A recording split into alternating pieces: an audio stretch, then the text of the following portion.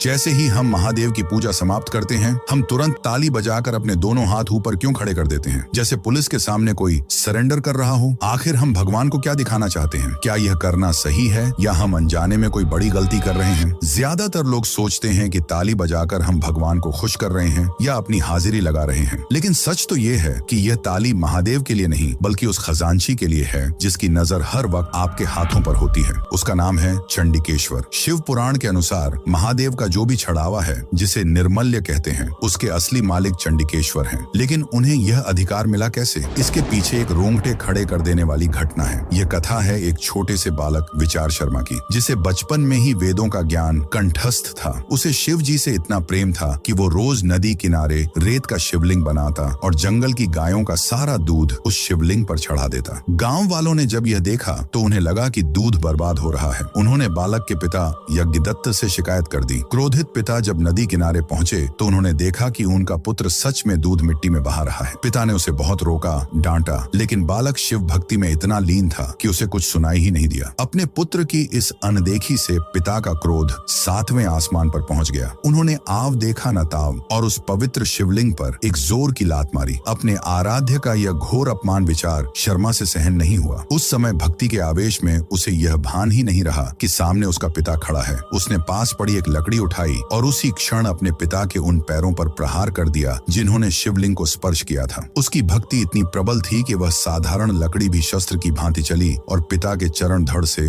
अलग हो गए। भक्ति की यह पराकाष्ठा देख जहां भक्त ने भगवान के लिए अपने सारे सांसारिक रिश्ते तोड़ दिए, स्वयं महादेव वहां प्रकट हुए। शिव जी ने बालक को गले लगाया और उसे चंडिकेश्वर पद पर आसीन किया। उन्होंने आदेश दिया कि मेरे चढ़ावे, मेरे आभूषण और मेरे मंदिर की संपत्ति का पूरा अधिकार आज से सिर्फ तुम्हारा होगा। इसीलिए जब हमारी पूजा पूरी हो जाती है तो हम मंदिर से निकलने से पहले जोर से ताली या चुटकी बजाते हैं। यह चंडिकेश्वर का ध्यान अपनी ओर खींचने के लिए होता है और फिर हम अपने दोनों हाथ ऊपर उठाकर उन्हें दिखाते हैं और अपने कपड़ों को झाड़ते हैं। यह प्रमाण देने के लिए कि हे चंडिकेश्वर, देख लो, मैं महादेव के दर्शन करके जा रहा हूँ। मैंने शिव की संपत्ति, धन या आभूषण का एक कण भी नहीं चुराया है। मैं अपने घर सिर्फ भक्ति लेकर जा रहा हूँ, संपत्ति नहीं। मेरे हाथ खाली हैं और मन पवित्र है। तो अगली बार ताली बजाते समय अपने खाली हाथ जरूर दिखाना, वरना आपकी पूजा अधूरी मानी जा सकती है। महादेव के ऐसे परम भक्त के लिए कमेंट में जय चंडिकेश्वर जरूर लिखें।